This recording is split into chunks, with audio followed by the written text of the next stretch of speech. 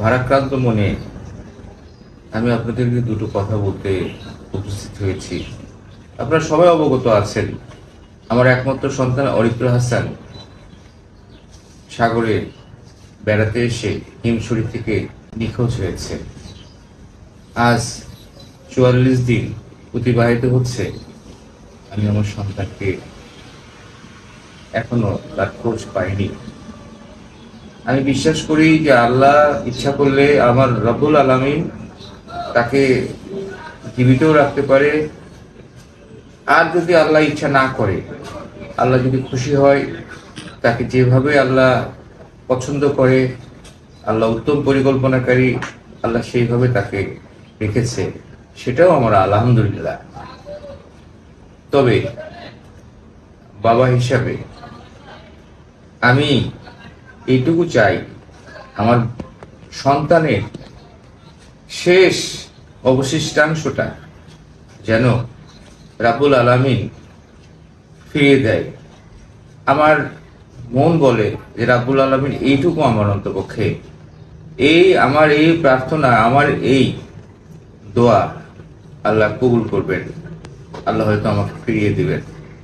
পাশাপাশি পরিশ্রম করছেন লাইফ গার্ড কর্মীরা, আমি তাদের কাছে অসীম ঋণী। প্রথম দিন থেকে আজ পর্যন্ত আপনারা যেভাবে আমার সন্তান অরিত্র হাসানের জন্য আপনারা কাজ করে যাচ্ছেন, একটা পয়েন্ট থেকে সৈকতের আর একটা পয়েন্টে যেভাবে আপনারা তন্ন তন্ন করে খুঁজছেন অরিত্র হাসানকে, প্যারাবন কোথায় ঝাউবন, সব জায়গায় আপনারা যেভাবে খুঁজে বেড়াচ্ছেন, বিশ্বাস করুন, মন থেকে বলছি, আপনাদের এই ঋণ আমি কোনোদিন কোনো কিছু দিয়েই আমি শোধ করতে পারবো না। একটা ছোট্ট অনুরোধ আপনাদের সবার কাছে, বিশেষত লাইফ গার্ডে আপনারা যারা আছেন, আমি ২-৩ জনের নাম না বললেই নয়, যেমন মাহবুব সাহেব আছেন, ওসমান সাহেব আছেন, এই ২ জনের নাম আমি বললাম। এই ২ জনকে আমি ব্যক্তিগতভাবে তাদের সাথে কথা বলেছি, এই জন্য, তার মানে আবার কেউ মনে করেন না যে আপনাদের নাম বলি নাই। সবাইকে আমি বলবো যে সবাই আমার ছেলের জন্য আপনারা কাজ করেছেন।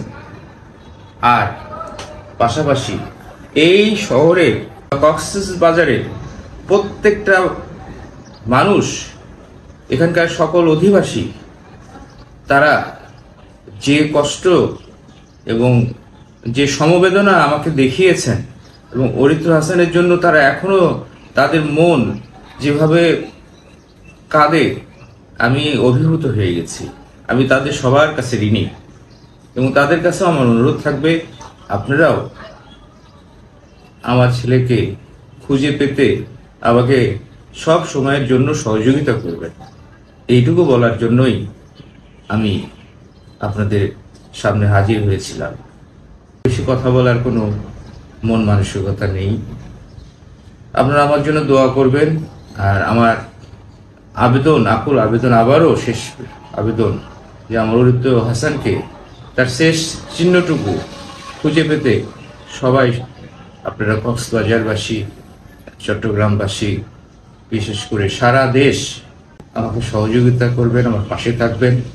লাইফ গার্ড ভাইদের কাছে আমি আমার কৃতজ্ঞতা জানাচ্ছি।